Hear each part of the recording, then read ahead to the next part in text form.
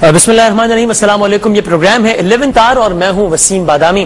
ملکی حالات چاہے وہ امن و امان کی صورتحال ہو، سیلاب کی تباہ کاریاں ہوں، کراچی میں آپ نے دیکھا ایک بار پھر ایک عجیب و غریب صورتحال جنم لے رہی ہے، اور دہشت گردوں کے خلاف تو پتہ نہیں گولیاں جتنی چلانی چاہیے لا انفورسنگ ایجنسیز کو وہ چلا رہے ہیں نہیں چلا رہے، لیکن مظاہرین پر اسٹریٹ فائر ضرور ہو رہے ہیں۔ مطلب ایک عجیب و غریب صورتحال ہے، اور ساری صورتحال اس بات کا تقاضا کر رہی ہے کہ عوام متحد ہو جائیں، عوام ایک پلیٹ فارم پر آ جائیں ایک بڑے مفاد کے لیے، ایک بیٹر انٹرسٹ کے لیے۔ اب عوام پتہ نہیں متحد ہو رہے ہیں یا نہیں ہو رہے، لیکن ہمیں سیاسی سیٹ اپ میں کچھ تبدیلیاں اور کچھ بنتے ٹوٹتے بگڑتے سنورتے اتحاد اور بنتے ٹوٹتے بگڑتے سنورتے تعلقات ضرور نظر آ رہے ہیں۔ پاکستان میں مسلم لیگیوں کے معاملے میں پاکستان پہلے ہی بڑا خود کفیل ہے، ہر دوسرے دن ہم کسی نہ کسی مسلم لیگ کی پیدائش دیکھتے ہیں۔ اب ایک اور مسلم لیگ نے جنم لیا۔ جی ہمارا اشارہ ہے، پچھلے دنوں چودھری شجاعت حسین صاحب، مشاہد حسین سید صاحب یہاں پر آئے، کراچی آئے، اور جو کہ پاکستان مسلم لیگ کے سربراہ تھے، جنہیں ہم پاکستان مسلم لیگ کاف کہتے تھے، وہ کہتے ہیں کہ ہم پاکستان مسلم لیگ ہیں، اور اسی نام سے وہ الیکشن کمیشن آف پاکستان میں رجسٹر بھی ہیں۔ انہوں نے ملاقات کی ایک اور پاکستان مسلم لیگ، جنہیں پاکستان مسلم لیگ فنکشنل کہتے ہیں، ان کے سربراہ پیر پگارا صاحب سے۔ ان دونوں کے ملاقات کے نتیجے میں ایک اور پاکستان مسلم لیگ نے جنم لیا، جس کا نام ہوگا ممکنہ طور پر آل پاکستان مسلم لیگ یا آل پاکستان متحدہ مسلم لیگ۔ تو اب آپ کو یاد آیا ہوگا کہ ایک اور پاکستان مسلم لیگ بھی ہے، جس کے سربراہ پرویز مشرف صاحب ہیں، اس کا نام بھی آل پاکستان مسلم لیگ۔ پھر چودھری شجاعت صاحب والی مسلم لیگ سے ایک مسلم لیگ ناراض ہو کر جو نکلی ہے، وہ بھی ایک مسلم لیگ ہے، وہ ہے پاکستان مسلم لیگ ہم خیال۔ نواز شریف صاحب کی مسلم لیگ تو ہے ہی، جسے ہم پاکستان مسلم لیگ نون کہتے ہیں۔ ضیاء الحق صاحب کے بیٹے اعجاز الحق صاحب نے بھی ایک مسلم لیگ بنائی ہوئی ہے، وہ ہے مسلم لیگ ضیاء، مسلم لیگ جنید جو بھی ہمیں یاد ہے۔ اور شیخ رشید احمد صاحب نے بھی مسلم لیگ بنائی، وہ ہے عوامی مسلم لیگ۔ یعنی مسلم لیگوں کا ایک جمعہ بازار ہے، ٹھیک ٹھاک مسلم لیگیں ہو گئی ہیں ہمارے پاس، سیاسی جماعتیں ہمارے پاس ٹھیک ٹھاک ہو گئی ہیں، لیکن یہ سیاسی جماعتیں ڈیلیور کتنا زیادہ کر رہی ہیں؟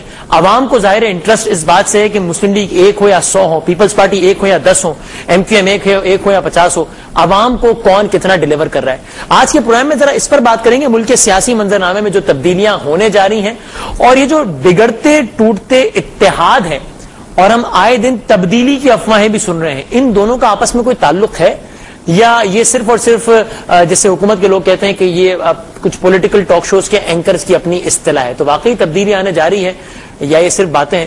اور جو نئے نئے اتحاد بن رہے ہیں، اس کا اس تبدیلی کی افواہوں سے کیا تعلق ہے؟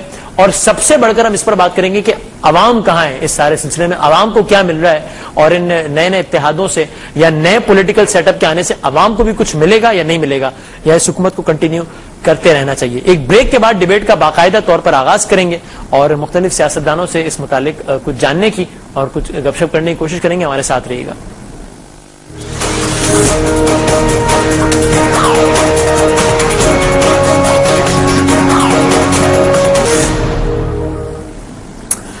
خوش آمدید کہتے ہیں آپ کو اس پروگرام میں ایک بار پھر، اور گفتگو کا ذرا کرتے ہیں باقاعدہ آغاز۔ ہمارے ساتھ موجود ہیں پاکستان مسلم لیگ کے ایک اہم کارکن۔ اب ہم ان سے گفتگو آغاز میں پوچھیں گے کہ اب ہم نے آل پاکستان مسلم لیگ کا سینئر رہنما کہیں، یا پاکستان مسلم لیگ کا، یا پاکستان مسلم لیگ کاف کا۔ کامل علی آغا صاحب ہیں ہمارے ساتھ۔ آغا صاحب بہت بہت شکریہ وقت دینے کا، السلام علیکم۔ اور ہمارے ساتھ موجود ہیں پاکستان مسلم لیگ نون کے بڑے سینئر رہنما، بڑے سیزن پولیٹیشین جناب عابد شیر علی صاحب۔ عابد شیر علی صاحب السلام علیکم، کیسے ہیں آپ؟ جی وعلیکم السلام۔ جی آغا صاحب، سب سے پہلے میں شروع آپ سے کرنا چاہتا ہوں، اور ذرا وضاحت چاہتا ہوں اپنے سمجھنے کے لیے کہ اب یعنی اب باقاعدہ طور پر چودھری شجاعت صاحب والی جو پارٹی ہے، اس کو اب آل پاکستان مسلم لیگ کہا جائے، مطلب پاکستان مسلم لیگ ختم ہو گئی، پاکستان مسلم لیگ کاف؟ دیکھیں وسیم، یہ تو بڑی چھوٹی چھوٹی باتیں ہیں، اصل میں تو پاکستان مسلم لیگ ہی ہے۔ اور مسلم لیگ اگر کوئی کرنے والی بات ہے اس وقت تو یہ ہے کہ مسلم لیگوں کا اتحاد، ہمیشہ یہ تانا ملتا رہا کہ جب بھی کوئی ڈکٹیٹرشپ ہوتی ہے تو اس وقت ان کا اتحاد ہوتا ہے، فوجی ادوار کے اندر یہ بنتی ٹوٹتی اور پھر متحد ہوتی رہی ہیں۔ یہ پہلی مرتبہ ہے کہ یہ پاکستان مسلم لیگ جو ہے وہ سیاسی دور کے اندر یہ متحد ہو رہی ہے، اور یہ ایک خوش آئند بات ہے۔ دوسری بات جو ہے وہ قابل ذکر یہ ہے کہ پاکستان مسلم لیگ جب بکھرنا شروع ہوئی تو اس سے پہلے جب متحدہ مسلم لیگ تھی تو اس کی قیادت جو تھی وہ پیر پگاڑا صاحب کے پاس تھی۔ ٹھیک ہے، آج پھر وہی دن آ گیا ہے کہ متحدہ مسلم لیگ جو ہے وہ پیر پگاڑا صاحب کی سربراہی کے اندر متحد ہو رہی ہے. یہ قابل ذکر چیزیں ہیں اور میں سمجھتا ہوں کہ یہ بھی بڑی چیزیں واضح سامنے آئی ہیں کہ اس مرتبہ جو اتحاد ہے وہ اقتدار کے لیے نہیں, یہ صرف اور صرف قومی مفاد میں ہو رہا ہے اور نظریاتی بنیادوں پر ہو رہا ہے. پاکستان مسلم لیگ کا اتحاد جو ہے اس میں یہ پچھلے 2.5 سال سے آپ سن رہے ہوں گے مختلف لوگوں نے اس میں کوشش کی, جس میں مجید نظامی صاحب کا بڑا تذکرہ آتا ہے. تو یہ سلسلہ چل رہا ہے اور مختلف جماعتیں جو اس کے فکشن سے وہ کوشش کرتے رہے ہیں کہ مسلم لیگ متحد ہو جائے. اس کے اندر تمام مسلم لیگوں کو دعوت ملتی رہی اور کسی نے انکار کیا, کسی نے اعتراض کیا اور الٹیمیٹلی اب جو ہے یہ متحد ہو رہی ہیں. میں سمجھتا ہوں یہ خوشائند بات ہے. ٹھیک ہے, اس پر مزید بات کریں گے. عابد شیر علی صاحب کو بھی گفتگو میں شامل کروں, اور عابد شیر علی صاحب اس کے بعد ہم ذرا گفتگو کو آگے لے کر بھی چلیں گے. لیکن یہ جو ایک دوبارہ جو ایک اتحاد ہوا ہے جس کو کامل علی آغا صاحب کہتے ہیں کہ پہلی مرتبہ, یعنی ایک بڑی ایک انپریسیڈنٹڈ سی چیز ہو رہی ہے, اقتدار کے لیے نہیں ہے یہ اتحاد. پہلے یہ ہمیشہ تانا دیا جاتا تھا کہ جب بھی کوئی ڈکٹیٹر آتا ہے تو پھر ایک مسلم لیگ بن جاتی ہے, اس کو سپورٹ کرتی ہے. تو آپ سمجھتے ہیں کہ ملکی مفاد میں عوام جس وقت پریشان ہے, رل رہے ہیں, مر رہے ہیں, غربت ہے, سیلاب ہے, یہ عوام کے لیے اچھی خبر ہے کہ مسلم لیگیں متحد ہو گئی ہیں ملک کے بہترین مفاد میں؟ ایگری کرتے ہیں آپ؟ بادامی صاحب, میں تو یہ کہوں گا کہ یہ چون چون کا مربع ہے اور ٹانگا پارٹیوں کا الائنس ہے, اور ہمیں نہ ان کے بننے پہ کوئی اعتراض ہے, نہ ان کے وجود کا ہمیں پتہ ہے, نہ پہلے ان کا کوئی سر پاؤں تھا اور نہ اب ان کا سر پاؤں ہے. اور ہمیں تو یہی حیرانگی ہے کہ ان کا ڈائریکٹر کون ہے, ان کا رائٹر کون ہے. تو یہ اسکرپٹ کدھر سے لکھی جا رہی ہے کہ کہہ دینا جی کہ ترب کا پتہ فلان کے ہاتھ میں ہے. تو یہ تمام میں سمجھتا ہوں کہ خوابوں کی دنیا ہے اور تو ان کا رائٹ بنتا ہے یہ جو مرضی کرتے پھریں. اور ہمیں تو نہ یہ ان کوچوانوں سے پہلے ڈر تھا, نہ اب ہم ان کے مانتے ہیں. یہ ان کی اپنا فیصلہ ہے, ان کا اپنا اختیارات ہے, تو اس سے نہ ہمارا کوئی تعلق ہے نہ ہماری جماعت کا کوئی تعلق ہے. تو ہم نے اس بارے میں سوچنا بھی, اگر آپ پیشکش کریں کہ جناب ساری مسلم لیگیں متحد ہو رہی ہیں تو مسلم لیگ نون بھی آ جائے, اگر آپ کو پیشکش ہو جائے عابد شیر علی صاحب, تو آپ کیا کریں گے؟ جی, یہ اگر آپ کو بھی پیشکش کر دیں, یہ کہہ رہے ہیں نا ہم ساری مسلم لیگوں کو ایک پلیٹ فارم پہ, ظاہر ہے ایک مسلم لیگ, ہم تو دیکھیں جی بادامی صاحب, ہم تو گناہ کبیرہ سمجھتے ہیں کہ جو پہلے مشرف کی باقیات رہ چکے ہوں, پھر انتشار پسند کا حصہ رہتے ہوں. ہمارا اس انتشار پسند گروپ سے کوئی تعلق نہیں ہے. جو جمہوری پسند لوگ ہیں وہ ابھی بھی جو پنجاب اسمبلی میں جمہوری پسند لوگ ہیں وہ ہمیں سپورٹ کرتے ہیں, ہم ان کو عزت کی نگاہ سے دیکھتے ہیں. تو یہ نہ تو ان کا وجود اسمبلیوں میں ہے, نہ عوام میں ہے, نہ ان کے پاس کوئی کینڈیڈیٹ ہے. تو بالکل یہ ڈرائنگ روم کی سیاست کریں, ڈرائنگ روم سیاست پہ یقین رکھیں. ہمیں تو یہی نہیں پتا کہ کون کون سی پارٹیاں ہیں, کن کا کدھر وجود ہے. یہ بھی پوچھ لیتا ہوں, میں ان سے پوچھ لیتا ہوں. کامل علی آغا صاحب, اب کئی لوگ یہی کہہ رہے ہیں کہ مطلب اب پتہ ہی نہیں ہے, جس طرح ابھی عابد شیر علی صاحب کی اپنے بات سنی, کہ تانگوں کی پارٹیاں ساری متحد ہو گئی ہیں, کوچوان ہے, چوچوں کا مربع ہے, گناہ کبیرہ سمجھتے ہیں وہ اس میں شامل ہونا. اب پرویز رشید صاحب نے بھی یہی کہا, جب پیر پگاڑا صاحب نے کہا کچھ سوالات کے جواب دیتے ہوئے کہ ہماری جنرل کونسل فیصلہ کرے گی, تو پرویز رشید صاحب نے کہا ان کے فیصلے جنرل کونسل نہیں کرتی, ان کے فیصلے جرنیل کرتے ہیں.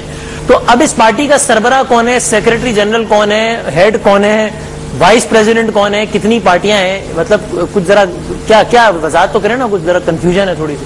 آغا صاحب, وسیم آپ نے 2 کوشچن کیے ہیں. ایک تو جو عابد شیر علی صاحب کا تبصرہ ہے اس پہ آپ نے مجھے کہا کہ میں رد عمل دوں جی. تو میں صرف یہ کہوں گا کہ یہ جو تڑپ ہے, یہ بے چینی ہے, یہ پریشانی ہے, اور یہ جو الفاظات ہیں ان کے, اس سے یہ اندازہ کر لیں آپ کہ ان کو کتنی تکلیف ہے. اچھا, ہم تو ایک جو ہے اچھی سپرٹ کے اندر, گڈ سپرٹ کے اندر مسلم لیگوں کو متحد کر رہے ہیں, اور اگر اختلاف ہونا چاہیے اس اتحاد کے اوپر تو وہ ہمیں ہونا چاہیے تھا, کیونکہ ہمیں پیر پگاڑا صاحب نے 2004 کے اندر ہمارے چودھری شجاع حسین صاحب کا ہاتھ کھڑا کر کے یہ کہا تھا کہ آج کے بعد चौधरी शुजात हुसैन मेरा सदर है।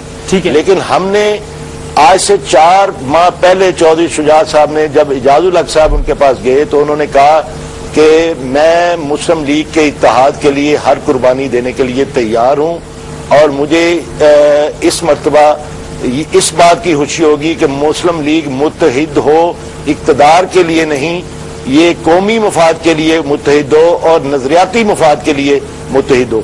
तो आज अल्हम्दुलिल्लाह वो दिन नजर आ रहा है। अच्छा, कि मुस्लिम लीगें मुत्तहिद हो रही हैं। सदर कौन होगा, ये बातें भी तय होती रहेंगी, ये मोडेलिटीज की बातें हैं। ये जब स्पिरिट बड़ी हो और जब मकसद बड़ा हो तो ये सारी चीजें छोटी हो जाती हैं। और हमने साहब ये बताइए कि इस वक्त पाकिस्तान मुस्लिम लीग नून भी तो है ना, तौर पे हम इत्तेहाद कर रहे हैं, ना पीर पगाड़ा साहब ने रखी है, ना कभी किसी दूसरी तरफ से कोई इस किस्म की शर्त आई है। इसलिए हमें इस बात में कोई कबाहत नहीं है कि जब इकट्ठे बैठेंगे, जनरल कौंसिल का इजलास होगा, वो फैसले करेगा कि सदर कौन है और कौन इलेक्ट होता है और सारी चीजें डेमोक्रेटिक। वो जनरल कौंसिल का इजलास फैसला करेगा ना। वो परवेज रशीद साहब कहते हैं कि उनके फैसले जनरल करते हैं। जनरल की आपने कहा परवेज रशीद साहब, देखिए अगर परवेज रशीद साहब मुस्लिम लीगी हैं तो मैं सद अफसोस ये कहूंगा कि वो दिन याद करें जब ये जुल्फकार तंजीम के साथ मुंसलिक थे और मुस्लिम लीग इक़्तिदार में थी और मुस्लिम लीगी जो है वो कत्ल हो रहे थे। चौधरी ज़ोहर राई शहीद हुए और उसका इल्जाम भी जुल्फकार पे आया। तो अगर ये आज मुस्लिम लीगी अपने आप को कहते हैं तो बड़े अफसोस की बात है। इसका फैसला अवाम कर देंगे। चले वो चूंकि यहाँ पर मौजूद नहीं है जो होने वाला है, जिनका इनको डर है, जिनका इनको खौफ है, वो ये है कि आइंदा इलेक्शन के अंदर जो मुस्लिम लीग के नाम पे ये वोट ले रहे थे वो इनको नहीं मिलने वाले। लेकिन इस वक्त अगर हम बात करें कामिल अली आगा साहब, before I go to Abid शेरडी साहब, आप मुझे बताएं आगा साहब कि अभी तो अगर हम नंबर गेम्स की बात करें तो मुस्लिम लीग नून तमाम मुस्लिम लीगों पर भारी है नंबर्स के एतबार से और कुछ लोगों का ख्याल है मकबूलियत के एतबार से भी। तो एक ऐसी मुत्तहिदा मुस्लिम लीग की क्या क्रेडिबिलिटी होगी जिसमें शामिल होना मुस्लिम लीग नून गुनाह कबीरा समझती हो, जिस तरह अभी आबिद शेरडी साहब ने कहा। तो नून और आपके रास्ते तो अलग अलग हैं, तो मुस्लिम लीग तो डिवाइडेड ही रही ना, फिर इकट्ठी तो ना हुई। मेरे भाई आप भूल रहे हैं वसीम कि पाकिस्तान मुस्लिम लीग को, हमारी जमात को पिछले जो इलेक्शन हुए हैं 2007 के जो इलेक्शन है उसके 2008 के इलेक्शन जो 7 के इलेक्शन जो है उसके अंदर पाकिस्तान मुस्लिम लीग को पीपल्स पार्टी के बाद सबसे ज्यादा वोट मिले हैं। आप भूल रहे हैं। और आज भी हमारी चारों सूबों के अंदर नुमाइंदगी है। अगर हम पीर पगाड़ा साहब को शामिल कर लें और जो हमारी बाकी फिक्शंस है वो जब इकट्ठी हो गई तो मैं आपको शर्त लगा के कह सकता हूं कि इंशाअल्लाह जो नंबर गेम है उसमें भी हम इनसे नंबर ले जाएंगे। ठीक है, ये मेरे इल्म है, मेरे इल्म है। लिख लें आप, नंबर वाइज आपके वोट ज्यादा है, वो हल्का बंदियां और सीटिंग अरेंजमेंट की वजह से। अच्छा आबिद शेरडी साहब, अब ये आपने इनकी बात सुनी और वो ये कहते हैं आपकी घबराहट है जिसकी वजह से आप इन अल्फाज का इजहार कर रहे हैं और अगले इलेक्शन में वो जो अब आपका शायद मतलब बोरिया सर गोल होने जा रहा है इसलिए कि सारी मुस्लिम लीग एक तरफ होंगी और मुस्लिम लीग नून एक तरफ होगी। मुझे तो वसीम बदामी साहब वैसे ही आगा साहब की बातों पर हंसी आती है। मैं इनकी बातों का बुरा भी नहीं मानता। अच्छा, ये अच्छा। जैसे इन्होंने मोहतरम परवेज रशीद साहब की बात की है और उनकी माजी को याद कराते रहे हैं, तो मैं भी आगा साहब को बताता जाऊं, आप भी वही कामल अली आगा हैं जो नवाज शरीफ जिंदाबाद के मॉडल टाउन की कोठी के बाहर खड़े होकर गेटों पे नारे लगाया करते थे और नवाज शरीफ को अपना मसीहा समझते थे और पैदा नहीं हुए थे के लिए कतारों में खड़ा